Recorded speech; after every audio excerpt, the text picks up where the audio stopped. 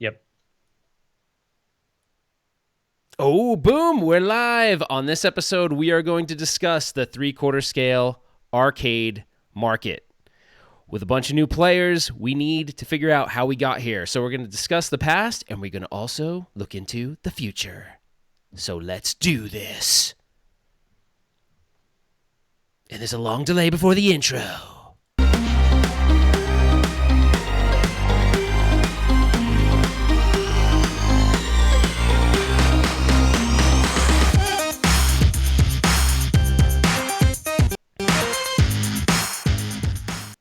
Justin, what's going on, buddy? We're back again What's for up, another man? Sunday. Yeah. It is another Sunday. Can I sing your Yes. song? What? Go Console for kids. Console kids. Yeah, that's my console kid Seriously, song. every single day he calls me and just says that over and over again. I don't know. So we have so much. We have a ridiculous amount of stuff to cover. So we are going to cover. When we say three-quarter scale arcade market, that's going to include Arcade 1-Up, AtGames, and the new pinball thing that we're going to talk about here. I didn't forget the name. I just want this anticipation. There's so much anticipation. So basically, I want to dive right into it because we have so much time. So Justin, thanks again for joining again, and also thanks to everyone that's in the chat and participating right now. Looks like we have 31 of you right now, so that's awesome. So I appreciate that. So we will, go back and forth between the chat, but we have so much stuff to cover, and I think you guys are gonna have a whole bunch of stuff to add to it as we go along. This is going to be a different kind of format because we're not going to play a game. We're going to have so much stuff to cover that honestly, playing a game would almost be distracting at this point. So the first topic is kind of talking about the success of Arcade 1-Up. So, obviously Arcade 1-Up rose out of sort of nowhere in 2018 when they, went and did their presentation at E3. It was Scott Baccarat, the CEO, and he went and he just presented all of these awesome options, and it was just a new product. And it was really crazy to see these things that, looked pretty much like a full-size arcade, but just scaled down, especially when they're on the riser, they look pretty amazing. So, Justin and I were talking, and I was trying to figure out, what is it that made them so successful? Because, they did really well. So this was like the first, I wouldn't say the first. There's been other players that have tried this three-quarter scale thing, but just didn't really work out for them. And I'd say Arcade 1-Up at this point can really call themselves a success. And, what did they sell before this? They sold, in 2016, they were popular for something called a Kiwi Cube or a Cowie Cube or something like that. They did Hatchimals in 2017, and then in 2018, they did Arcade 1-Up. So it's kind of crazy to think that, between 3-year period, they went from selling something called a Kiwi Cube and a Hatchimal to like really morphing themselves into this arcade company. So what I kind of want to discuss is how did this even happen, right? Like what did they do and what formula did they have so that we can kind of think about, what can maybe these up and coming companies learn from Arcade 1-Up? Because honestly, at this point, they've shipped a lot of units and they're doing really well. And going into the holiday, it doesn't look like there's much slowdown on that aspect. So now I'm going to open up the dialogue a little bit, with Justin, and we're going to talk about it because there's a whole bunch of things. Like, why did they blow up? What was the formula? What kind of things did they bring to the table that made this a relevant product? Yeah, we've heard a lot from Arcade 1-Up over the last few months. They've really kind of described their game plan. And I think where we want to start is there was an interview from Scott Baccarat. I was trying to do my best. Hi, man. It's Scott Baccarat. Get Scott it right. Baccarat. We love you if you're watching. We love him. I just don't know how to say his name, really. Right. So he's done some interviews. And the interesting thing is he talks about how when Arcade 1-Up really became an idea when he was at some electronics store, let's say like a Best Buy or something, and he saw what we think is like an Atari flashback. So he may have actually seen like an AtGames product, one of those clone consoles. And he was like, why isn't anyone doing one that's more like an arcade? Because that's what he remembers from his childhood is going into the arcade and putting quarters in an arcade machine. And so he was like, that's what I'd really like to see. And since he owned a company that was building toys and he has all this experience with making license agreements, why not pursue this, right? Yeah. And then they did. But that was just really the beginning. Yeah, and Right. what the crazy thing is, I actually didn't know. I guess that was in a Glenn's Retro Show interview where he talked about seeing the AtGames product. Did he say what store he saw it in? I don't remember. Did he say he saw I it in don't a remember. Walmart It or was something something? like an impulse buy, near the checkout. So I'm guessing it's Yeah. something like Best Buy. So this is all interesting stuff, right? Because this all started. The funny part about it is like it started out of him seeing something that AtGames was creating and going, "Wow, I could build a cabinet around that and make that a viable thing." Like that's kind of cool. But then the thing is, like where I was, what you and I, Justin, had talked about is like where was the turning point? Like what were the things, the secret formula? Because I'll say this, and guys, some of you might say this isn't a cool thing to say, but the cabinet off the riser, it feels and looks kind of lame. And even when I first bought my first Street Fighter, right, I took it out of the box. They didn't have any risers yet, and I was like, oh, like this thing is so. Even though I could see how many inches it said it was tall, I was like, oh, it just was like this isn't good. But then, as I modded it, whatever, and did anything, the risers became available. And once I put it on the riser, I was like, bam, this is it. Like this legitimizes it because it brought the controls up to the height that was actually right there with what a full-size arcade machine was. So I was like, dude, that was it. It was the riser, but it wasn't just the riser. It was the titles. It was the titles they came out with. Like they picked really good titles to start out with. And I feel like that's really important for a company that's trying to start out. Like they had some problems, no doubt, but the titles were solid. They picked franchises that they knew that would pull on the heartstrings, those nostalgic heartstrings of both people our age, around that like 30 to 40, and then even further, getting into that 40 to 50 range. Like when you get games like Centipede and you get games like Galaga, like that actually Galaga would have came out before, like right when I was born, right? So, but it was still very relevant as me as a 5-year-old in an arcade. Galaga was there, so really, really cool. And then the other thing that I think really won the hearts and minds of people was the artwork. Like they had some killer artwork, and so they became, was that product placement right there, Justin? Yeah, I saw. Oh, that's okay, right. yeah, I actually didn't see it. They were watching the video, but so it was the product. It was I was gonna say product placement. It was the artwork, and even though they had the control panel gate issues, I say CP gate, like Watergate, CP gate. Anyways, they had RetroRalph is so funny. So oh, my applause button isn't working. Damn it. Oh, that sucks. Here, there you go. Hold on. Let me fix my applause button because that's going to bother me. Hold on a second, guys. I can't not have Yeah, my so applause button. what's interesting about that is when we go back to what Scott was talking about, now there's no kidding aside, like Arcade 1-Up is a success. If you works. go back to, 9 months ago when you go to Tastemaker's website, which is the parent company of Arcade 1-Up, Arcade 1-Up's really a product or a brand. Tastemaker's been around for a long time. Their entire website was talking about all the variety of products that they were, working on. And Arcade 1-Up was just one logo in the many things they work on. Right now, you go to Tastemakers, it's all Arcade 1-Up because obviously the whole this website's is transformed. Yeah.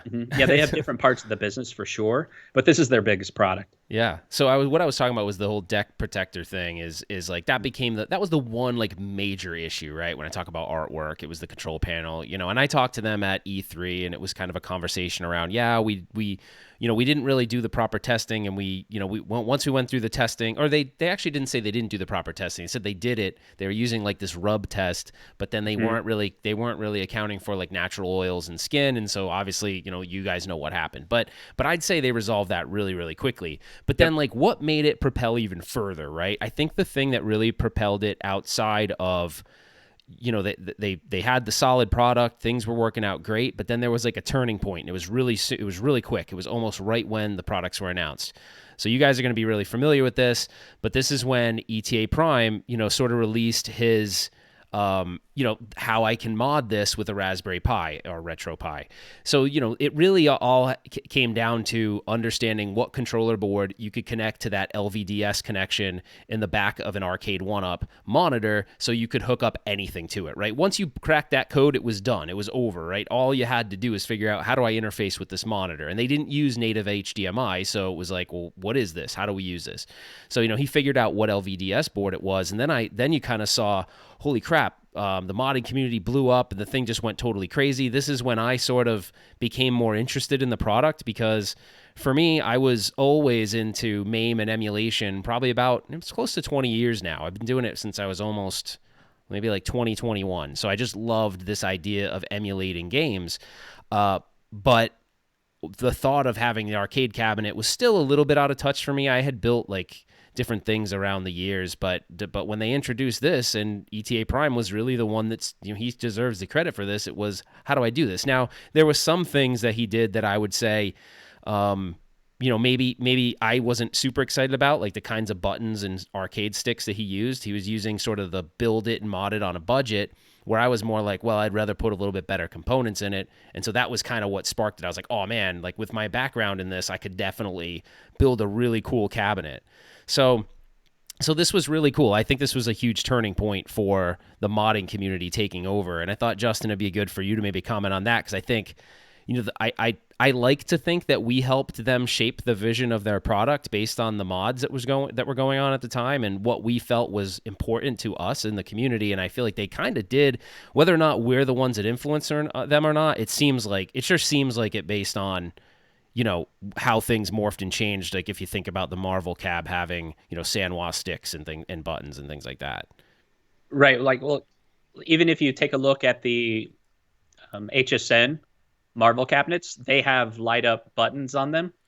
And it's possible that because of the fame of ETA Prime and the modding, and his mod shows light up buttons, and really it was light up button kits because it was inexpensive. Yeah. Yeah. But a lot of people bought those. So Arcade 1-Up was probably like, hey, let's try a variant of that.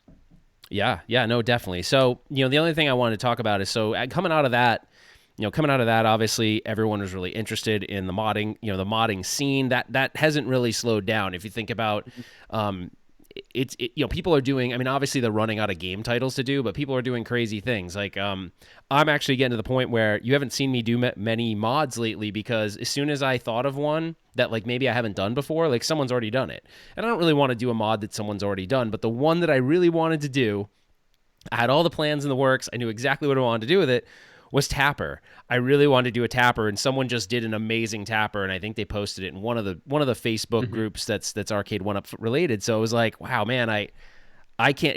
I guess that's when I was like, wow, this community is huge. Because before, I used to be able to put out a mod, and honestly, no one was really. They were doing them, but the likelihood that someone else had done it was low. Where now, like, people are just banging these things out left or right. It's really crazy. So, all right, we're moving forward down the line, right? So we're going through history. We've done a little bit of the history lesson, but now, we're going to fast forward a little bit. You start going into, holy crap, it's E3 time this past year, and you look at what they did there, and it starts to get pretty amazing when you start to look at, TMNT, you look at Marvel, you look at Star Wars. It was like, wow, holy crap, are they like really kicking butt? This is actually footage from E3 when I was there this year. I was like blown away, because I'm like, wow, they truly are upgrading these things. They're putting better, even though they're still using, some Sanwa clone stuff in like the TMNT machine, they're not using the crap they were first using. Like they really learned that. But I do have this theory that I was talking to Justin about. I don't know that Arcade 1-Up, when they hit the scene, didn't think this is going to be more than like a seasonal hit. If you look at the history of them, they had that Kiwi Cube thing. They had Hatchimals, and then Arcade 1-Up. People don't care as much about Hatchimals, although I did see some new stuff. I don't actually know if they still, I think they still own that. So I just feel like their company naturally, the actual the slogan of their company is something like shoot, Justin, I'm gonna forget it right now off the top of my head. It's something like ride the wave. Something the trend. Create the trend or something like that. Yeah, something like that. Sorry. So they like create the new trend. And so I think that sometimes when you operate like that, you create the trend, and then you sort of like you sort of like let that die and go to the next one. And I don't know that they thought this was going to be as successful as it is, but the fact of the matter is it is very successful. And E3 was proof of, holy crap, we're not done. Like, we got a lot more to do. So I was super impressed by what they did at E3. And then you start looking at, cabs like the Marvel cab and what they did with that. This is the first time we started to see them do like custom artwork on the riser, outside of the Golden T1. And I mean, it was just amazing. They threw in a freaking, a really cool game that hadn't really had much recognition with Punisher. And they really had, nice success with that. This machine we're seeing right now is not the special edition cab with the lit marquee and the Sanwa sticks, but I mean, even so, they've upgraded the standard sticks to be a lot better, and to be a product that you can take out of the box and you don't necessarily have to mod it, and you end up with a good experience. So it was, I got to give props to OneUp. They did a really good job evolving the product over time. That's right. And it appears as though they were really listening to the community, because if you go through the checklist of everything they announced at E3, every single thing that they said, this is what we added to this cabinet, that's the same list that we were creating in the community of what we were disappointed in they didn't have. And so the fact that they just included the deck protector right away, they got stereo speakers, they got the volume control. Remember those days we used to say, it's got 3 settings, off, high, and really, really high. Yeah, that's gone. It's done. Holy shit. That's right. So, I mean, the list goes on and on. Once the risers came out, people were like, oh, these risers are a little plain.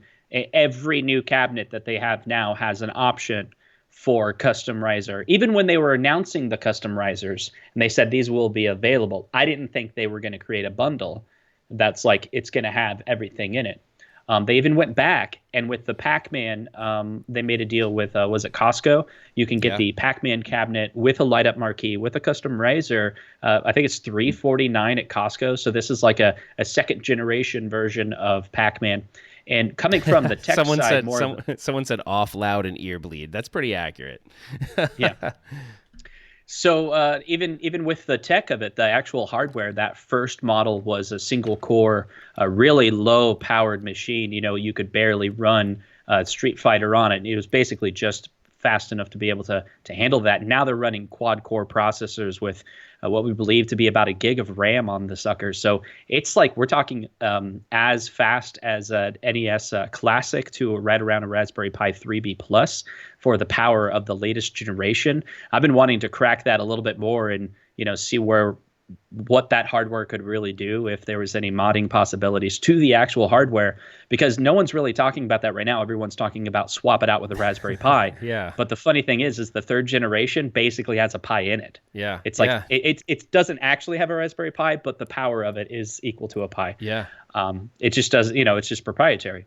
Yeah, and so like kind of going all along with the theme. It wasn't like at E3 that Arcade 1UP was the only game in town. It was when we started getting introductions. Because I think that's going to appeal to a lot of people. You guys watch the Definitely. channel. So, if you want to take a look over on this is the control funny panel part of here, this story is there's that a this is rewind David button. McIntosh So that I'm in interviewing certain here. circumstances, we actually I don't talked know about if you this guys earlier. understand the Sometimes history boss of stages where get David really McIntosh challenging, started, but he was and working one for little mistake can really Chiscom, cost you which is the a end of the marketing game. firm. So you press And that button, it'll marketing bring you firm back. was I'm the not sure marketing the firm that exact Arcade time 1UP frame, or but it allows you Tastemakers to had correct hired. those errors. So he didn't and work then directly for continue the Arcade game 1UP. as if He actually nothing worked for happened. Tastemakers. In and he was addition, helping what on the this marketing end cloud for service Arcade 1UP. offers is the Then he ability left to save the game Tastemakers in to go multiple over. Sorry, no, he didn't leave different Tastemakers. games. So now He if stayed you at are in Tastemakers, a but specific game and you want to Tastemakers turn was down no the longer machine, working with you can Arcade save 1UP. it, They you can pick it up decided to later, work with and there's AtGames, no which is problems who we're with featuring questions now asked. at this. This is the Cool. AtGames. And so we went to. So there was one other question. Obviously, when we're doing, we were doing this whole idea of streaming games, which is like. Okay. Sorry, guys. I see what happened there. My AtGames audio. I fixed it. We're good. Sorry about that. I thought I muted all those beforehand, but I didn't. So let's we can start over real quick. So sorry about the little audio glitch, but what had happened was we went from being with we ended up going from Arcade 1UP to, at E3, AtGames was also there. But they weren't on the main show floor. They were in this sort of like whisper suite thing, which is a lot of times tech companies will do this. They'll try to set up shop at a conference and try to get people to come over to their like private showing of something that maybe is in like alpha stages or late stage beta or something like that. So when I got a chance to talk to him, it was interesting because it was David McIntosh, who honestly at the time, he had just left working with Arcade 1-Up because their contract, I don't know why they didn't have the contract anymore, but Chiscom, the company he worked for, no longer was working with Arcade 1-Up. So now he's doing the AtGames thing. So you may see David McIntosh now, except now he's wearing the Arcade 1-Up shirt again. But this time he is actually working directly for Arcade 1-Up. He does not work for Chiscom anymore. So he is now an employee of Arcade 1-Up. So I don't know, Justin, real quick, I don't know his official title there. Is he the director of marketing? I'm not actually sure what it is. He? Okay. So David being the director of marketing. So kind of cool. Hey, Glenn, how's it going, man? Sorry, I haven't said hi to a lot of people in there, but I just looked down and it was Glenn's retro show just joined. So that's awesome that he's here. So we're going through and we're talking a lot about what happened at E3. So when this happened and I met with him and I got a chance to see this product, I was like, wow, Arcade 1-Up is not the only game in town. So it kind of did distract me a little bit from what Arcade 1-Up was doing. And then Arcade 1-Up distracted all of us by going, okay, cool, AtGames is coming. Oh, I'm gonna hit you with TMNT. I'm going to hit you with Marvel. I'm going to hit you with Star Wars. You know what I mean? So they did a good job going, well, screw that. Like really refocus the efforts away from what AtGames was doing. So it was kind of interesting. But now, you look at AtGames, like, holy crap, AtGames, you go 30 days, 30 days in from the product and they're doing things like bring your own game, bring your own ROM, arcade net with 2 players where I can play someone somewhere else in the country. Like, that's really cool stuff. Then you got the local streaming services. It's just like it's become this crazy platform. So although the product aesthetically doesn't look that pleasing, like graphics wise, the thing that Arcade 1-Up delivered on was the nostalgia of the look of the cabinet. AtGames didn't necessarily deliver on the look the look of the cabinet so much, although the cabinet, if you were to strip out the graphics and maybe put something else you like on it, I really like it because of the height of the cabinet.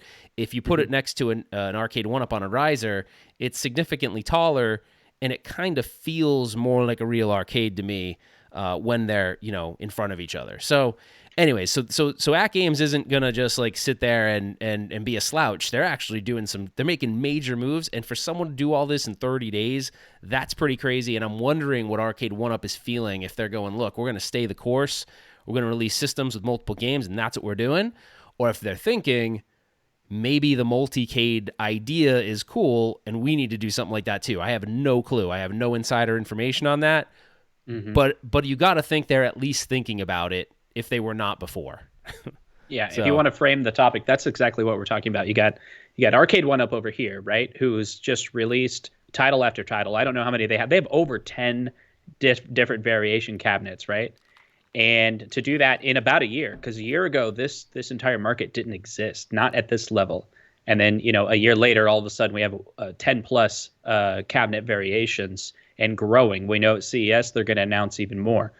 Then you have AtGames, which was about a year behind, right, when it came to this whole arcade, quarter scale, 3/4 scale cabinets. They come out, boom, single cabinet with 350 games on it.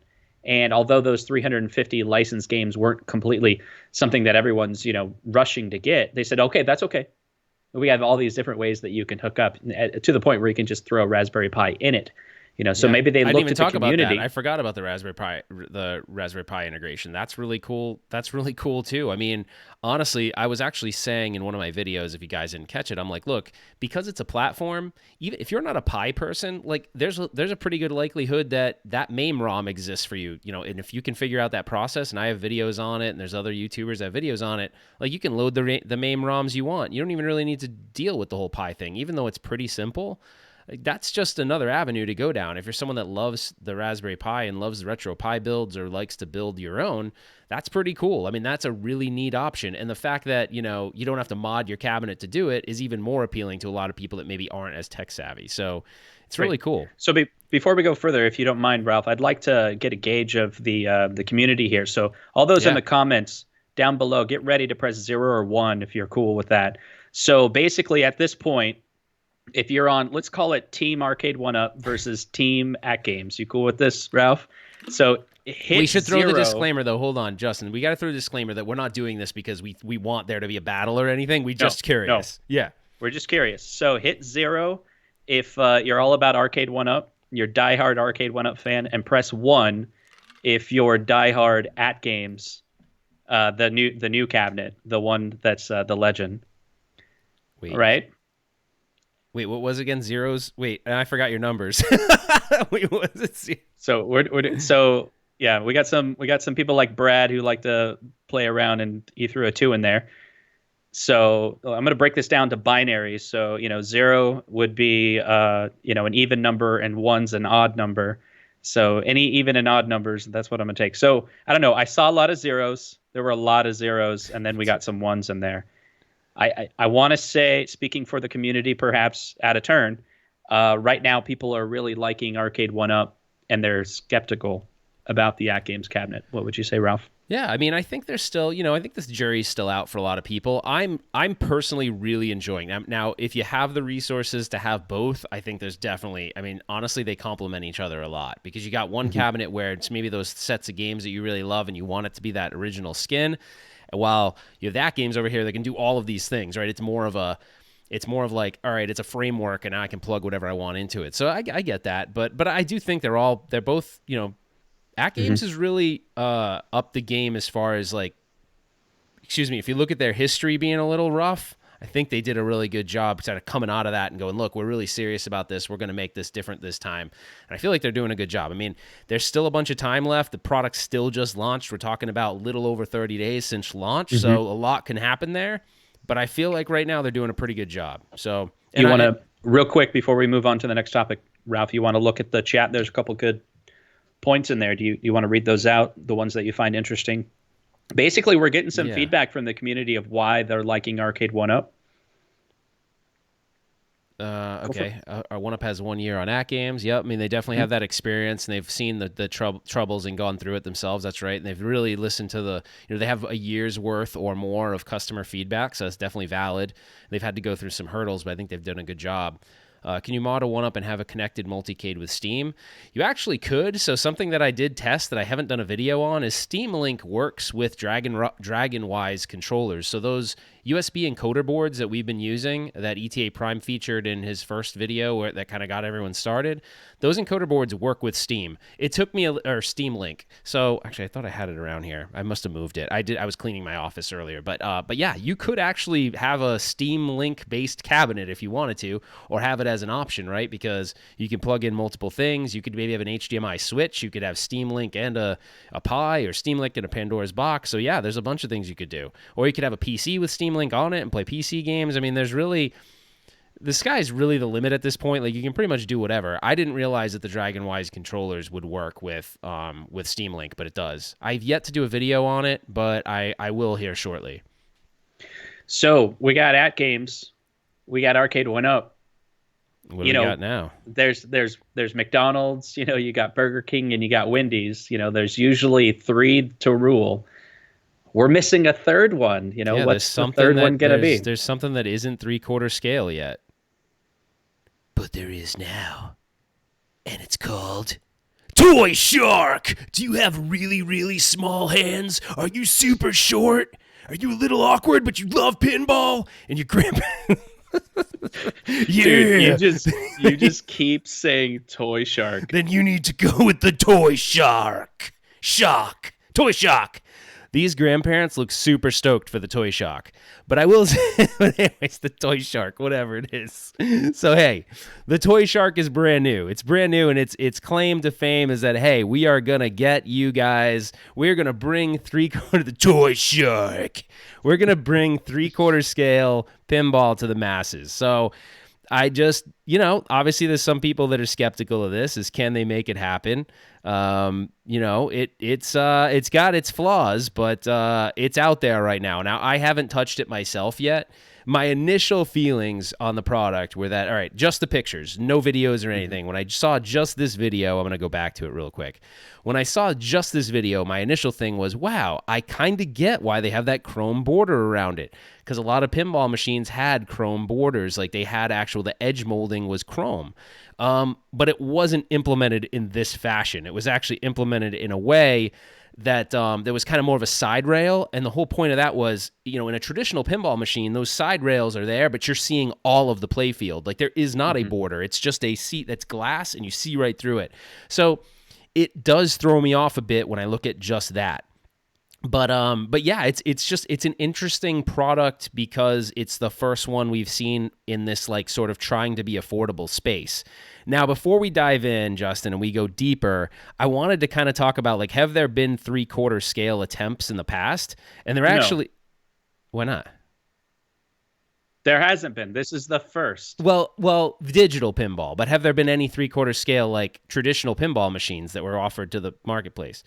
I'm playing devil's advocate. Oh, I get what you're doing there. Console kids. Console kids. All right, so he's trying to trip me up.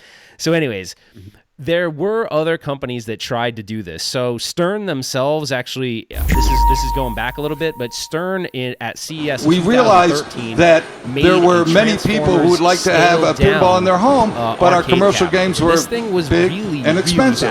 So we started from the ground up, redesigning a game to have this. He keeps doing this. All right, hold on, guys. I fixed it. Hold on. Okay, so getting back to it. Thank you. Thank you again for doing that, by the way. I thought I went through and fixed all of those. Yes, we know. We got it. We got it, guys. We got it. All right. Thank you. So has anybody tried to do a scaled down pinball machine for the home, priced for the home, or at least the thought that being priced from the home? And yes, the answer is yes. So Stern actually at CES 2013 had announced that they were going to have a scaled down home version of a couple of cabinets. This one featured is the actual Transformers cabinet. Now this thing was really, really, done freaking amazing. This thing was killer. It look at that. Freaking beautiful. So amazing. But there's a couple of caveats to it.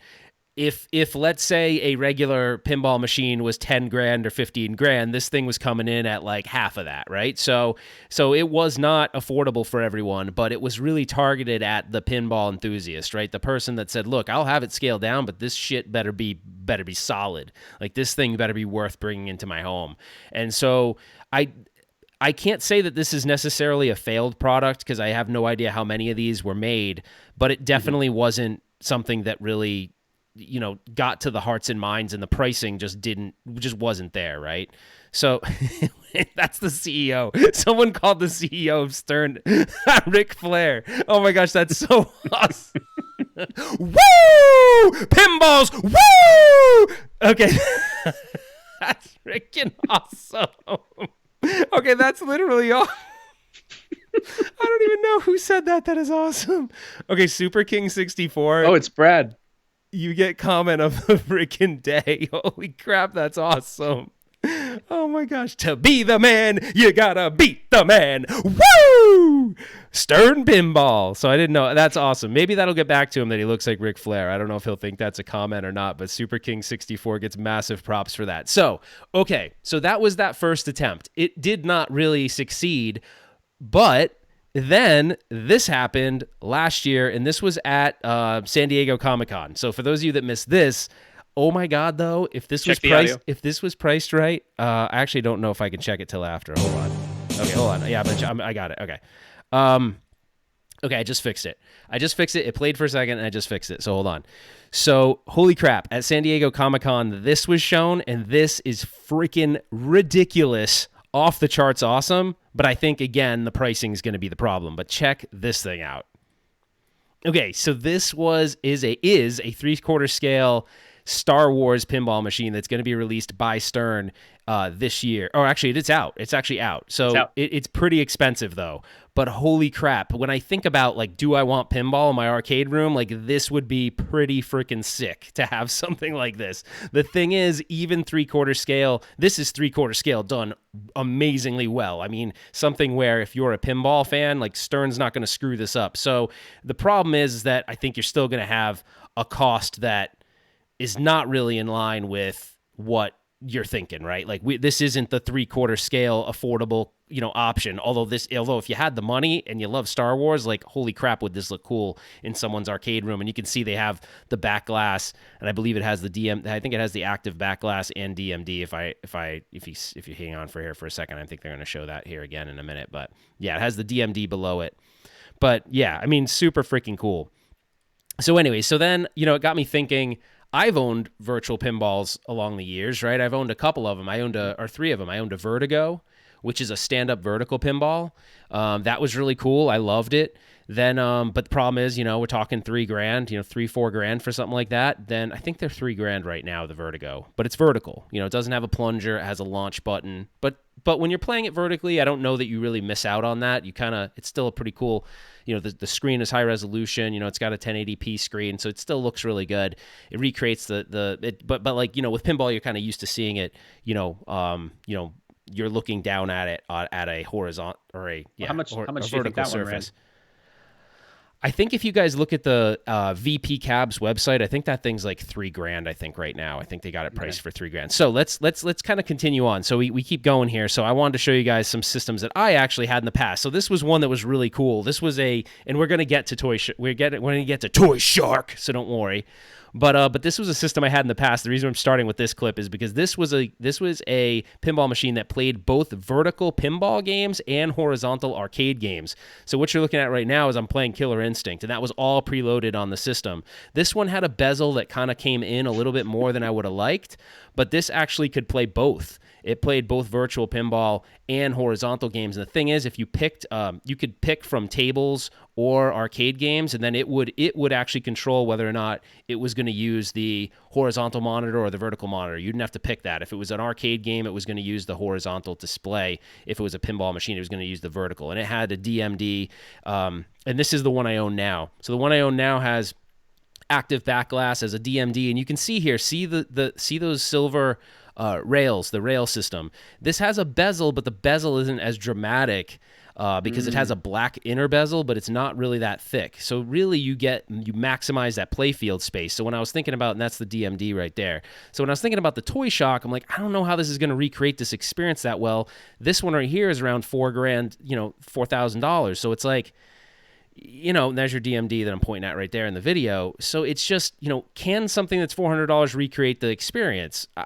I don't know. I'm a little skeptical of that because I know, the screens are expensive. The DMD is expensive. The PC you need to run this is expensive. It's running a Pinball X front end. You need a good PC to recreate this in the sense that you get all the table dynamics right. If you want to play FX2 and FX3 stuff, that can take a more powerful PC. So pinball, yes, someone just made the comment, pinball is just expensive. It is. So I don't want you guys to go into this with this Toy Shock thing thinking that you're going to get even near an experience on this. I mean, some people are saying, look, it's a toy, and I get that, but we thought of Arcade 1-Up as a toy too, but I feel like my initial thought is that this feels like more of a toy than an Arcade 1-Up did to me, in my opinion. I look at it and it looks and it doesn't, I don't know if it feels like a toy, but it looks like a toy to me. And this system you're looking at right here does not have, there's the plunger right there. I think the plungers are, even a plunger alone that's of that quality is really expensive. I think you could maybe get something like that for like $100, maybe $150. So you start looking at it and going, is this really feasible? If you got a Toy Shark, are you going to want to mod that knowing that the amount of money you're going to put into it is so much? Like, are there other options that maybe make more sense for you? And that's kind of where I'm kind of going with this. But I do want to, talk a little bit more about Toy Shock. But before I do that, I do want to show some alternatives. So these are expensive things that we just looked at, right? This is virtual pinball, and this is middle of the road virtual pinball. So we're talking $4,000 versus $10,000, right? Or $4,000 or $3,000 versus $10,000. But yeah, the plungers can go for like $150, $160. I've seen them for $100. So let's go over really quick. I want to show you guys. I'm going to jump over to the PC really quick. If I can figure out which overlay, where I have that. Let's see. There we go. Okay, cool. So I'm jumping over to the PC really quick because I want to show you something. So there are options out there if you wanted to build your own. If you wanted to kind of go through the process of building your own, there are DIY cabinet kits out there. This one's actually by Game Room Solutions. It's on sale right now for $289. And for $289, you're getting the black melamine cabinet, that's cut on a CNC. You're getting the cam lock system to obviously put it all together. Oops. You're getting the the control panel, and you're getting the plexiglass and all that stuff.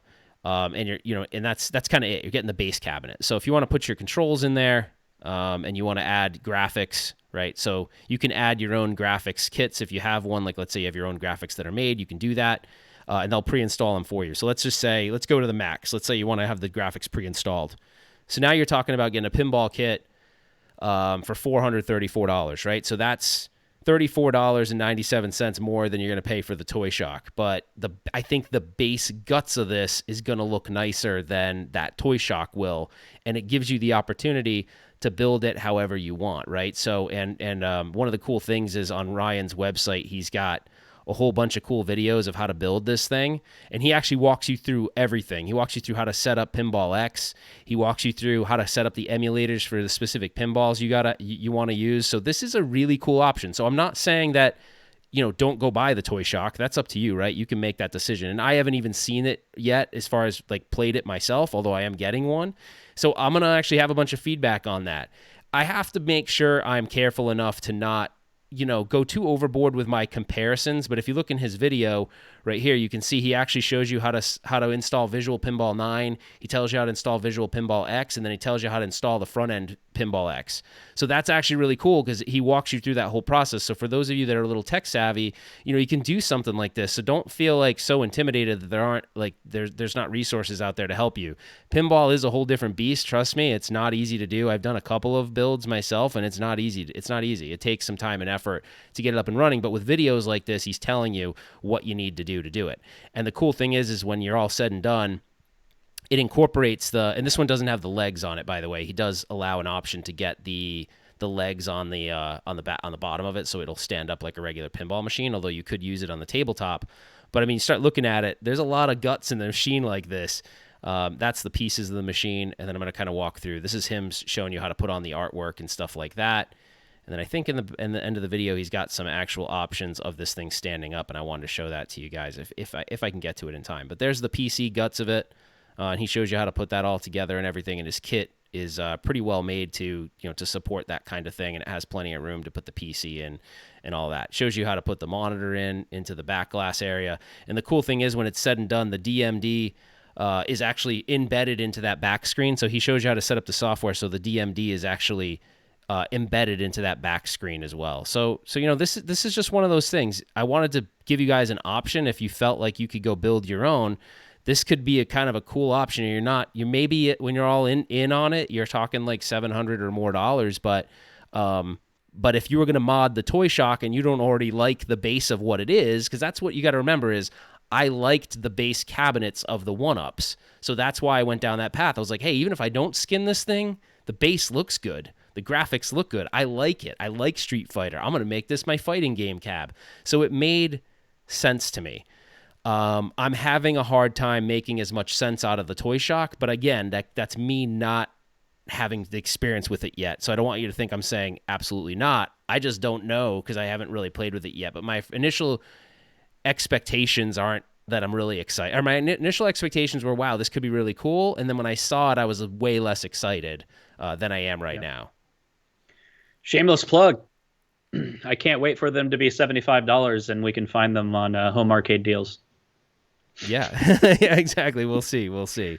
So actually, I think we should talk about that. The price of $399, and when you compare it to an arcade 1-up cabinet, that's the price that they originally announced, and the community was like, "No, can you go to $299?" And they did.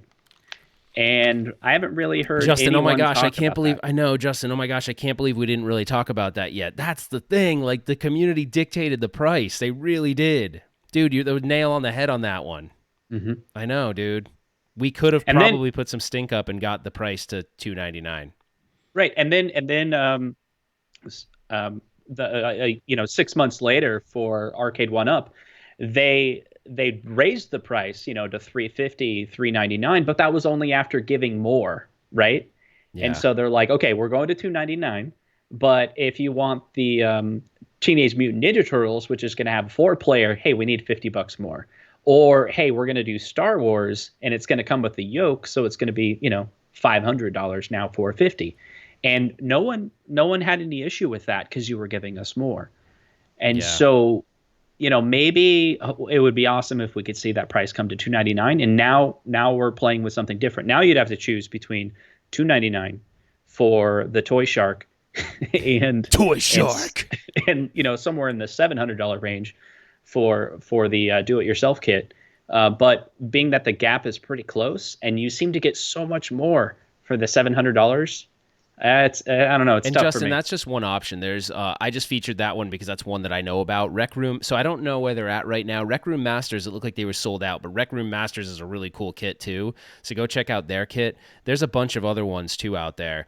The one thing that I thought was interesting is, I don't know if this is confirmed yet or not, is that obviously, something I didn't even think about, that I was going to make a video. I was going to actually embed a lot of that content into this video, and I didn't. But if you want to go experience Pinball Arcade, you can download Pinball Arcade on your phone, whether it's an iPhone or an Android. You can download the app on a Nintendo Switch. You can go check out these virtual pinball tables without having a virtual pinball machine. So, maybe you go out and go, all right, I always get the name wrong, Gottlieb, whatever, Haunted Mansion, all these games that are on there. They may be like, a lot of these arcade pinball tables were designed before a lot of us were born.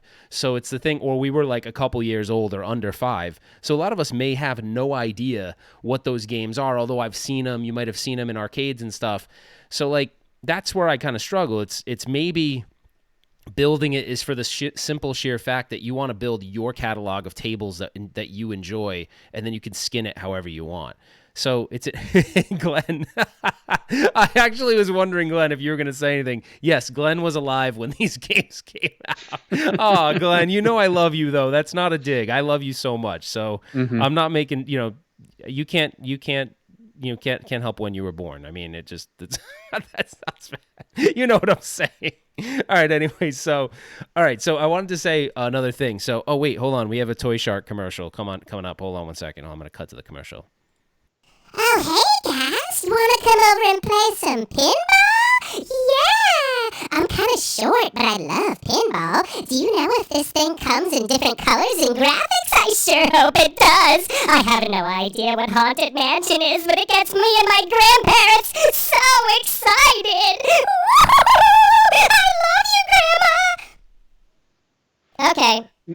Okay, so I don't know if that was the official commercial or not, but that's weird. That was weird that just like totally just broke into our stream. Like, what the hell, Toy Shark? Like, you guys know I do know it's Toy Shock, right? Yeah. We just can't stop saying Toy Shark. I think for the first 3 months we're allowed to make fun of them. Toy Shark!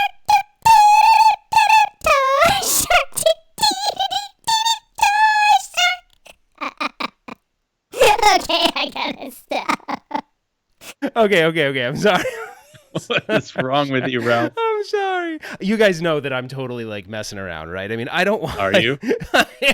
Well, I mean, this is really how I would act. I'm pretty adolescent, but no, like, it could be cool. I don't know, but like, my initial reaction is just, okay, I don't like the graphics. I don't like the bezel. We already know how expensive it is to mod these kinds of things. That's when I'm like, dude, do I want to buy a $150 plunger to put on a $400, you know what I'm saying? Like, I've done stupid mods. I'll be the first to say, guys, I've done mods where people ask me how much did that cost, and I actually don't want to respond back to them because I'm embarrassed about the amount of money I put into it. So, but I'm just struggling. No, I'm not drunk. I'm just struggling with this one, right?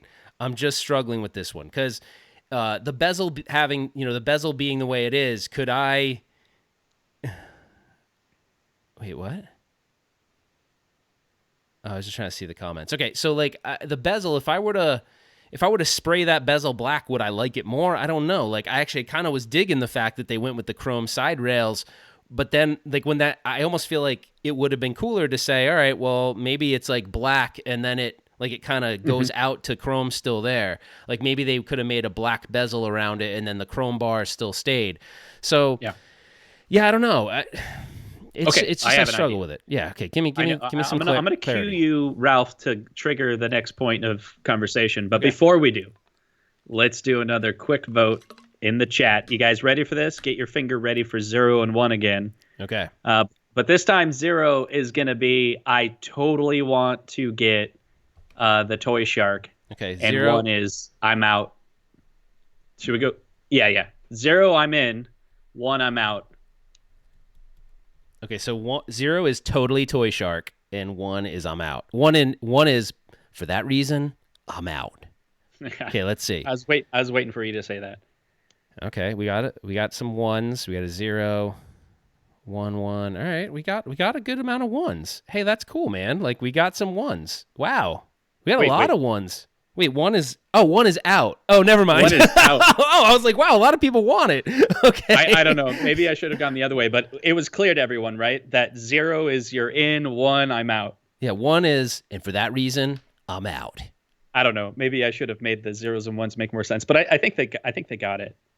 Okay. Well, I don't know. At first glance, you think there's more. I feel like there's more outs than ins, but there's a good amount of ins too. Well, maybe not. It's a lot of 1s. Okay. Yes. Thank you, Tech Fan. Okay, so we've been talking about this before, and Ralph, you have another thing we got to talk about before we wrap up. Justin, oh wait, never mind. I don't want to ruin the flow. I have one other thing too that we didn't talk about, but let's go with the where you were going right now.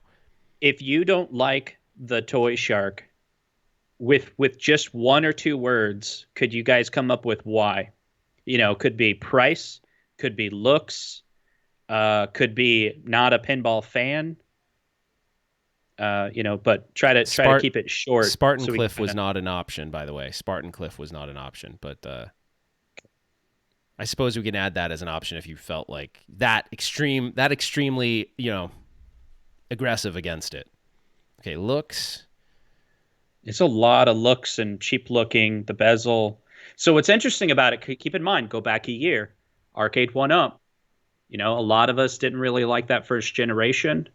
We were like hoping it would be better, and then they made improvements. I know that's what pulled me in. What pulled me in was I started seeing the improvements. The deck protector, they're like, we got it, guys. We see the issue. We're going to start reacting to it.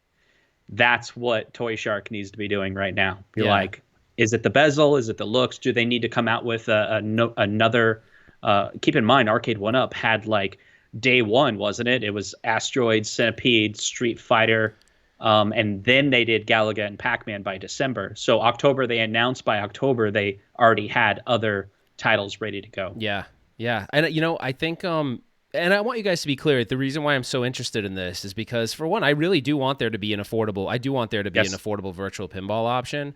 I was struggling with it because I had enough experience. I'm definitely not an expert in virtual pinball, guys. Definitely not. There's people that are way more, qualified in that area, but I had enough experience where I was like, wow, I don't know how you do this at cost. It just didn't see how you would, but you gotta, to even make it enjoyable, you can't really cut corners, and like there are certain things I'm not really a fan of. I actually would have preferred, I haven't felt that yet, but the plunger looks really cheap to me. I would actually be cool with, hey, if the plunger was going to be cheap, put in a launch button. There are actually a lot of virtual pinball machines that have a launch button versus a plunger. So maybe get rid of the plunger, put the launch button, but give me a bigger screen. You know what I mean? Like the compromises you're going to make, some of them are big and some of them are small, but maybe you could like come up with something if you needed to stay within that $400 price point. That's just one. I like having the plunger, but I don't know. It just doesn't look. Again, I think there's something that I said to Justin earlier today when we were on the phone. When I got my Arcade 1-Up for the first time, I didn't feel great about it off the riser. It kind of felt like a toy to me, but I liked the way it looked. I was like, man, I like the way the Street Fighter looks. Put it on the riser, I was like, it didn't feel toyish to me anymore. Like the idea of it being a toy went away in my head.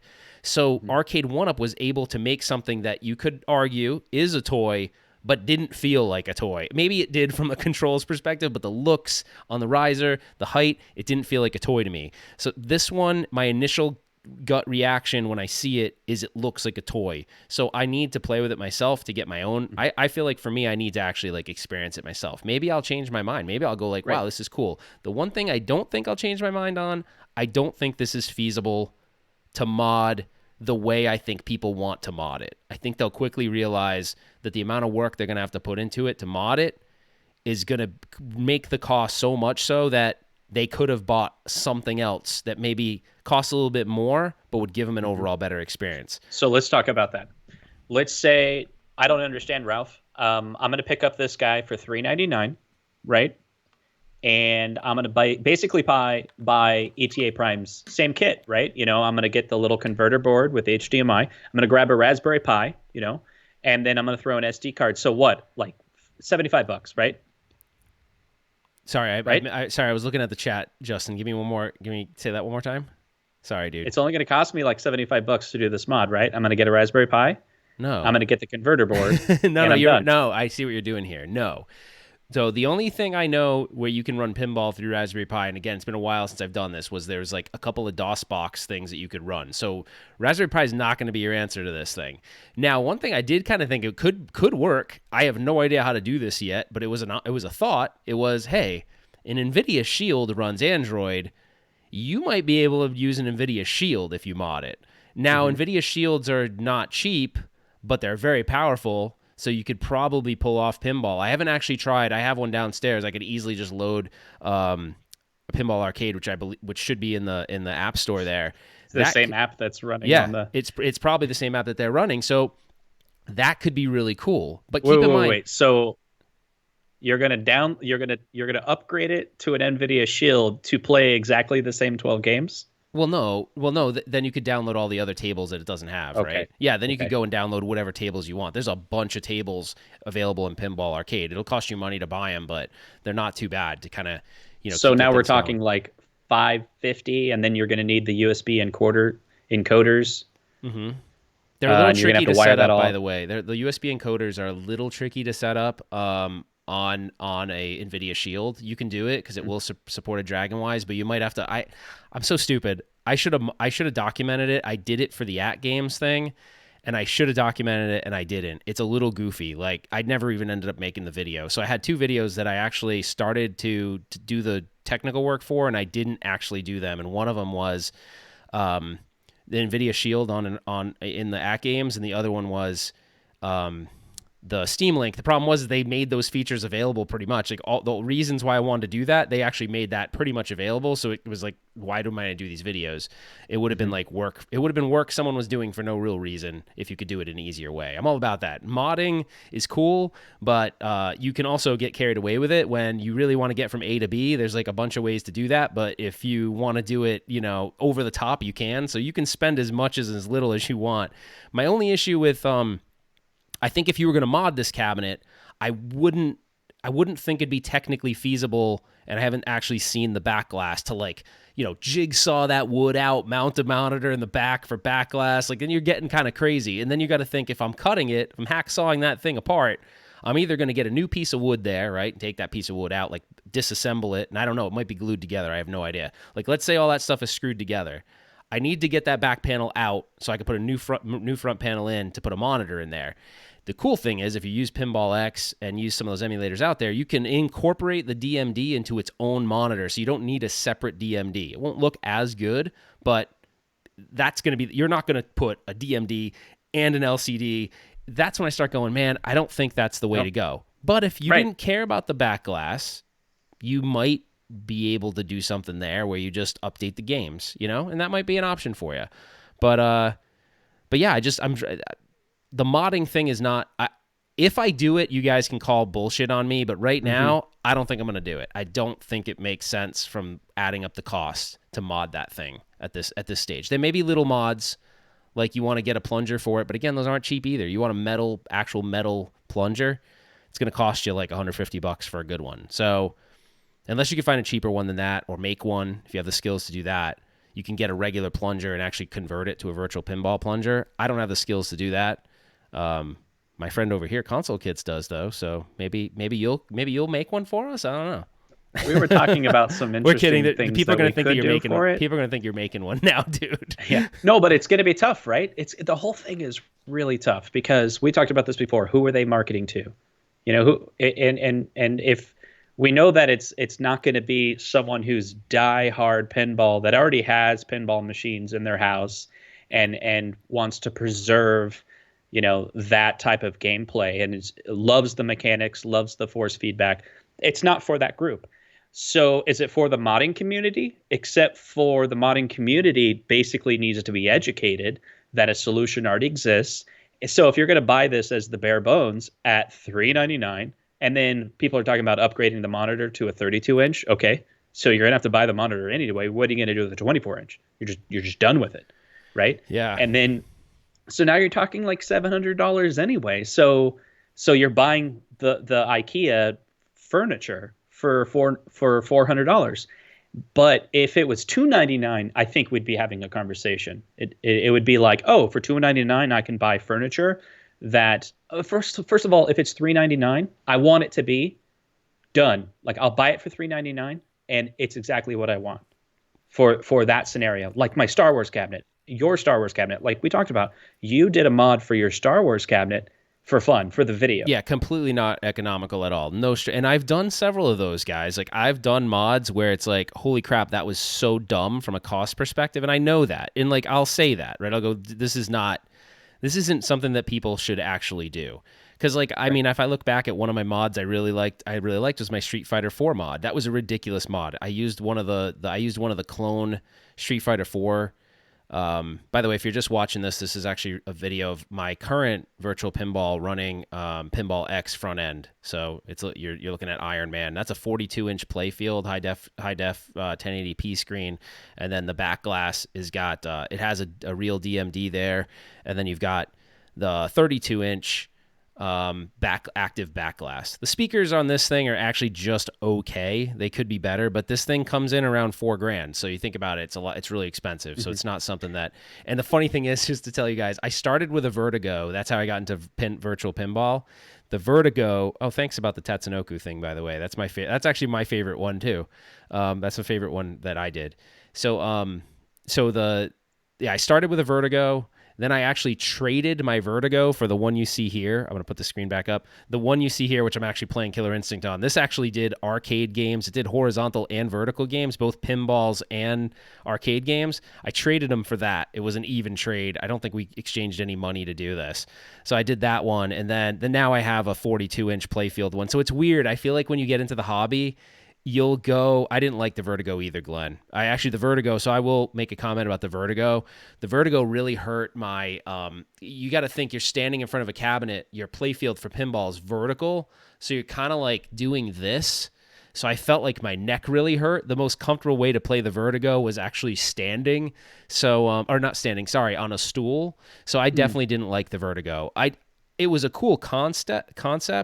Oh yeah, that's right, Glenn. I think I've even seen yours. Yeah, Glenn from Glenn's Retro Shows on. He was saying that he has a Vertigo. I think he still has it. I have Vertigo. Oh, he's saying he has. Oh, he's saying he's been diagnosed with the Vertigo. Okay. Now we talked about this earlier, and I think we should bring it up. We're not really trying to be mean when it comes to Toy Shock. Toy Shark. Great.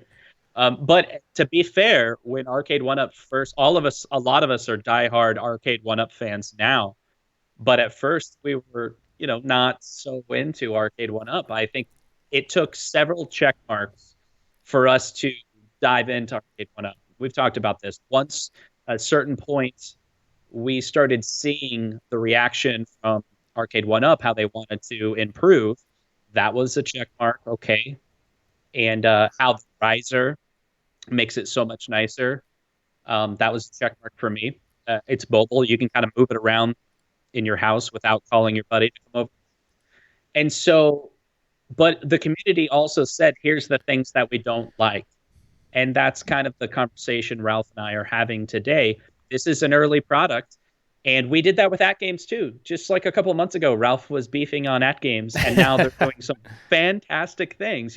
If you guys don't know, go back and watch. For the people that are new to this channel, RetroRalph had an awesome video a while back where his laptop completely caught on fire and almost burned his house down.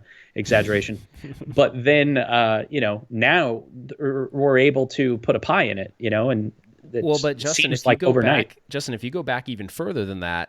if you guys go back and watch some of my older live streams, I did a live stream that was called AtGames We Need to Talk, and it was my initial thoughts, and it wasn't good. Like, and some of it was me not being well informed yet, but that wasn't. It was that the data wasn't out there, right? Or it was out there and it was confusing. So I mean, I actually think it's okay to be critical as long as it's constructive. I'm joking, obviously, when I call it Toy Shark and everything, although I somehow want to call it Toy Shark, but like, this is a big deal. You're entering a market where like Arcade 1UP has put their freaking stake in the ground and gone, we got this shit. Like, we got it. Like, our stuff is good, or it's good now. You know, maybe didn't start that way, but our stuff is good and people like it. There's a fan base for it. AtGames is going, hey, we have a bad past, but screw it. We're here. We want to show people. We're going to continue to do updates. We have a lot to prove, but we're going to prove them wrong. So they have this like underdog, prove them wrong attitude.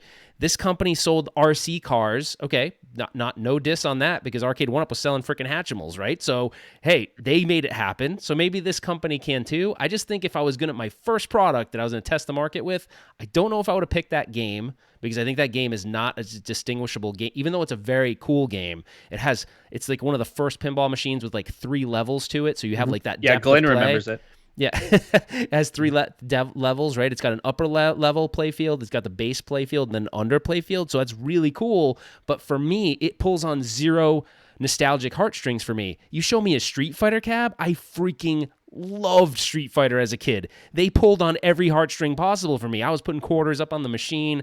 I loved that game. So like, it is about pulling on the heartstrings a little bit. And so I don't know that they did it right with that launch title, because who's the market for Arcade 1UPs? It's us. It's this age range. You know, it bleeds into that upper age range, but there were certain games that Arcade 1UP played with that stood the test of time and transcended generations. One of those is Galaga. Dude, everyone loved Galaga. I went to my local pizza place to get pizza. What machine was sitting right in a cocktail cabinet when I walked in? It was freaking Galaga. So like, and it stayed there for a really long time. Galaga was just like a hit. It was Galaga. Then they put a Centipede right next to it. You know, like all those classic games stood the test of time. I don't think they picked the right title, but they supposedly have other titles coming. So who knows? Maybe they're doing this limited release to test the market. Hey, maybe we messed up on the title, but we got 3 more coming, you know? You know, and if that's true, I hope they're watching. Because, I hope so you too. know, hopefully they can learn from this. You know, we're trying to be a small voice of the community and saying, here's our feedback. And I may be speaking out of turn here, but like, I come from a different, you know, when I went to, you know, the free play arcades when I was a kid, or the Godfathers, the pizza place, I didn't play a lot of pinball. But when I did, it was when it was like a Star Wars, Indiana Jones, Back to the Future. It was a Terminator 2. You know, it was. Yes, I'm not really. Yes, console kits. My favorite pinball game of all time was, my sister was going to college. She went to Syracuse University, and right there in her dorm room, I didn't know shit about what my sister was doing, about her dorm, about her college, but I knew that her dorm was the coolest freaking dorm there because it had a Terminator 2 pinball machine, and I played the heck out of it. It was freaking ridiculous. I loved it. So that... But then I got into like, Simpsons Pinball Party. Like, these games are super iconic to me because of when I started playing them. But yeah, like, it doesn't pull me in. Like, you need a hook. So I don't know if Scott Baccarat was like, See, he did it. If whether he knew it or not, he picked awesome titles. See, that's the thing I'm hoping for. And it, you know, it could come from Arcade 1UP. It could come from AtGames. It could come from Toy Shark. I don't care where the new pinball machine comes from, but I want to say, you know, Ralph and I are going to be at CES together having a lot of fun, and it would be really, really cool if Scott released a pinball machine. And I'll tell you why. Because he's going to pick a title like Star Wars or Terminator. He's going to be like, I'll get that license for you, Justin. Oh my gosh, if he does that, that's going to be I mean, honestly, you guys know I'm a big Arcade 1UP fan, right? I wouldn't have done all those mods to their base cabinets if I didn't like their cabinets. And I mean, look, the Star Wars, I could have left that alone. That yoke thing, it was a super silly mod. I just wanted to see if I could do it. But like, holy shit, if Arcade 1UP could just go, it would be the biggest mic drop, I think, there, if they could do that. If they went like, here's a killer quarter scale like Star Wars, holy crap, that it would be freaking amazing. Justin might not be able to contain me. He's gonna be so annoyed by me because when I get super excited, it's like, I'll be like,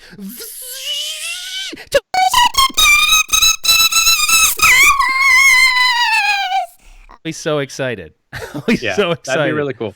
So excited. And maybe that's what Toy Shark is doing. They're stubbing their toe in a small little groove, and they're like, let's just release. This is like the Asteroids and Centipede for Arcade 1-Up. It's like it's not going to move a lot of cabinets, but people do want it. But Street Fighter, Mortal Kombat, those are going to be the big ones that they come around with on their second wind. All right, Justin, we should do one more poll. We should do a poll that says, do you, this is kind of stupid poll, but if you would be super pumped and you would just buy it because they're making it. Now, maybe that's a stupid poll. I don't know. How about this? Would you be super pumped if Arcade 1-Up made a pinball and you would buy it almost sight unseen? 1 for yes and 0 for no. So if you would buy a Arcade 1-Up based pinball machine, if they got the title, like a hot title, would you buy that? 1 yes, 0 no.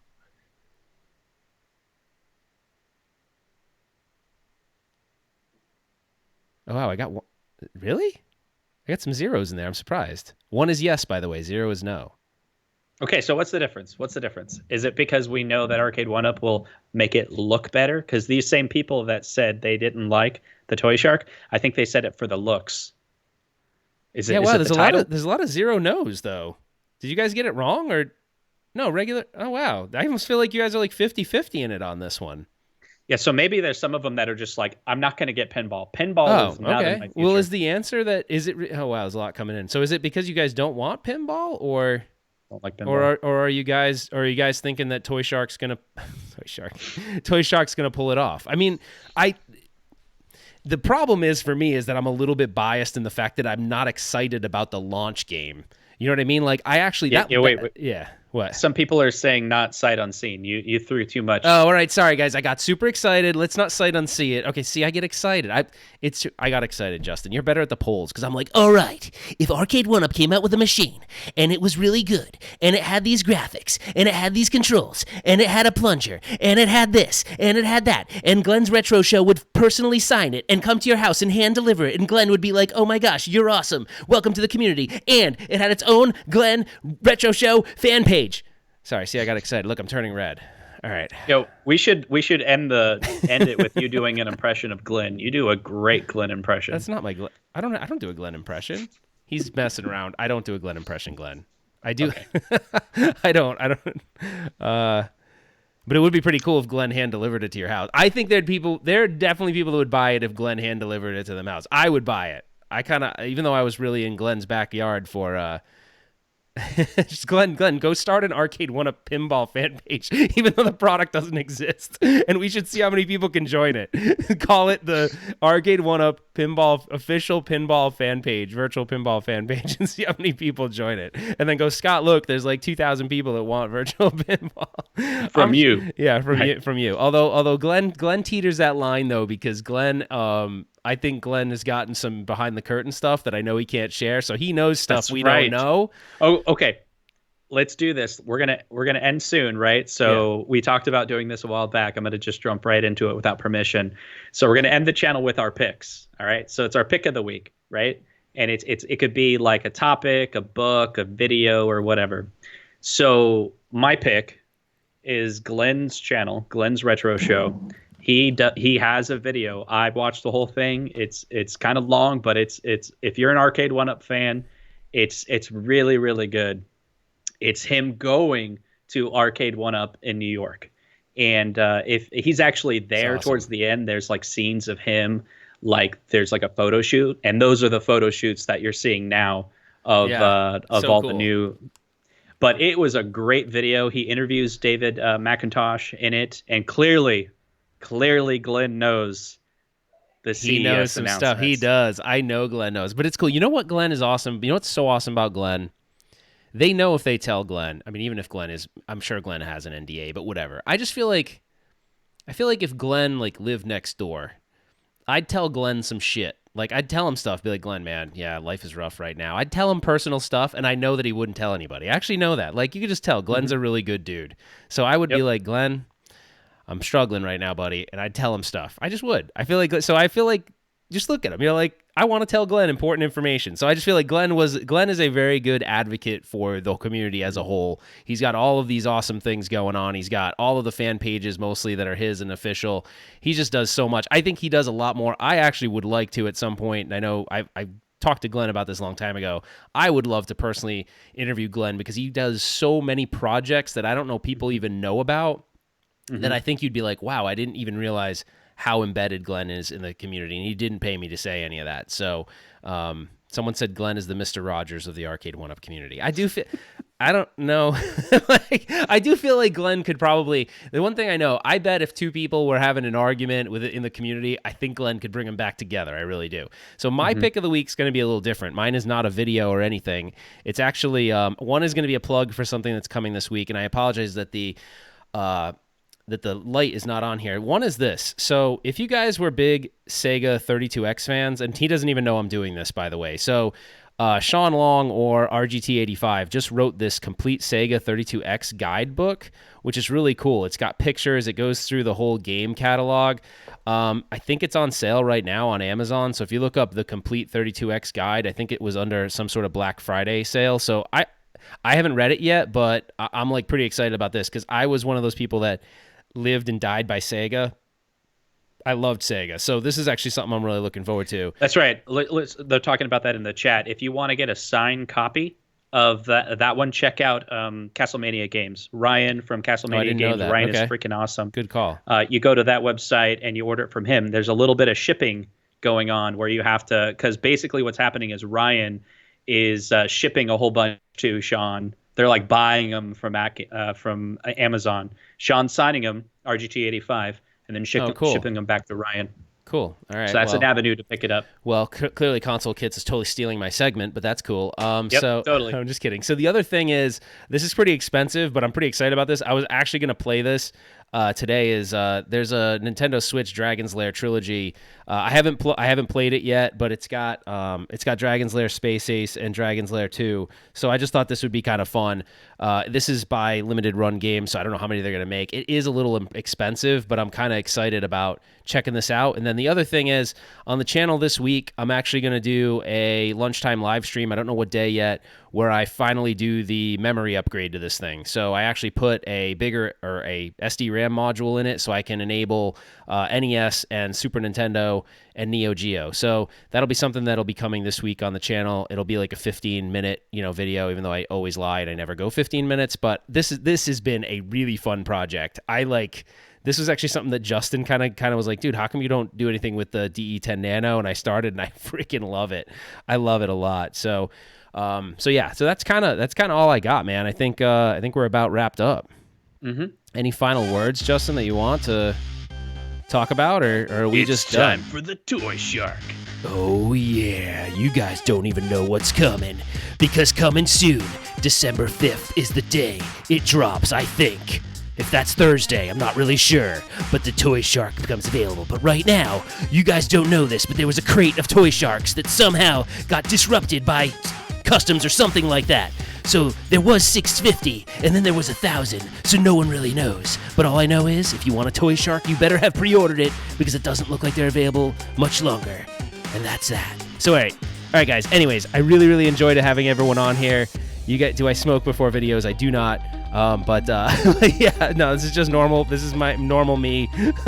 So I appreciate it. Thank you, everyone that joined.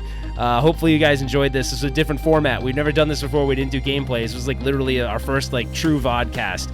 So thank you guys for hanging in there. Obviously you liked it because you hung out the whole time. So we'll do more of these in the future if this is a format that you like. Hit that like button if you like this format. Yeah, definitely hit the like button if you like the format. Subscribe if you're not a subscriber. If no obligation, but we'd love it if you did. And that's it. Thanks, Justin, for hanging out. Appreciate you being here, and we will see you guys on the next one. Take care.